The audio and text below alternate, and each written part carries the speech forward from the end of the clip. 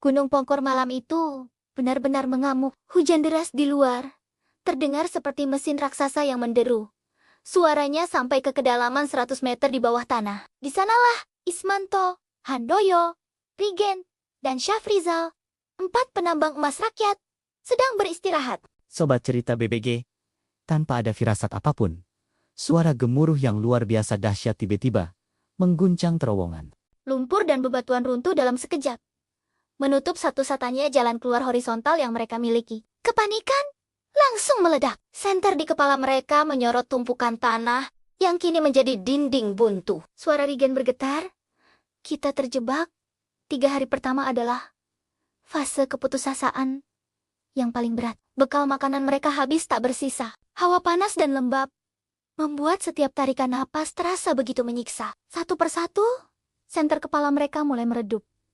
Kehabisan baterai, hingga akhirnya kegelapan total menyelimuti mereka. Di tengah kepasrahan itu, Syafrizal mendengar sesuatu. Suara desiran air yang sangat samar datang dari balik dinding batu di ujung ruangan. Dengan sisa tenaga yang ada, mereka mulai menggali celah di dinding itu, sobat. Dan benar saja, di baliknya ada aliran sungai bawah tanah yang cukup besar. Airnya jernih.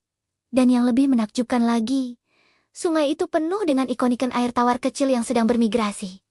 Sebuah keajaiban di tengah bencana. Kita punya makanan, tapi kita butuh jalan keluar, kata Ismanto, pemimpin kelompok itu. Sungai itu menjadi penyelamat mereka. Awalnya terasa menjijikan, tapi akhirnya mereka memakan ikan-ikan itu mentah-mentah.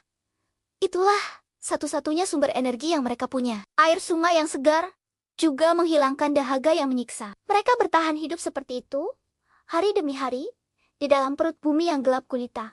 Harapan sempat menipis, tapi sungai itu terus mengalir, seolah memberi isyarat. Memasuki hari ke-10, keputusasaan mulai berubah menjadi tekad baja. Ismanto memperhatikan kalau aliran sungai itu deras ke bawah, menuju arah yang lebih dalam. Sebuah ide gila terlintas di benaknya. Sungai ini punya jalan masuk, berarti pasti punya jalan keluar, sitis Ismanto. Mereka membuat keputusan yang mempertaruhkan segalanya. Menyelam menyusuri arus sungai itu. Sebuah pilihan antara hidup dan mati. Mereka mengumpulkan sisa-sisa kayu penopang tambang untuk dijadikan pelampung darurat. Ismanto memimpin di depan, disusul Rigen, Handoyo, dan terakhir Syafrizal. Satu persatu mereka terjun ke dalam air yang dingin dan gelap, menahan napas, dan membiarkan arus membawa mereka menembus lorong sempit bawah air. Mereka tidak tahu apa yang menanti di depan. Kegelapan pekat menyelimuti mereka.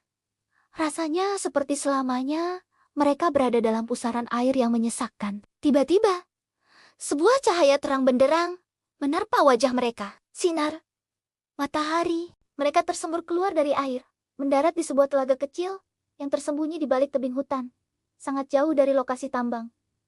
Mereka selamat. Setelah 10 hari bertaruh nyawa di perut bumi, bertahan hidup dengan ikan mentah, dan lolos dari maut melalui sungai bawah tanah. Sambil Torenjengga menghirup udara segar yang begitu berharga, mereka berpelukan erat. Emas yang mereka cari di bawah tanah tidak ada apa-apanya dibandingkan nyawa yang berhasil mereka bawa kembali ke dunia. Kisah mereka adalah bukti nyata bahwa keajaiban dan kekuatan tekad manusia bisa mengalahkan situasi yang paling mustahil sekalipun.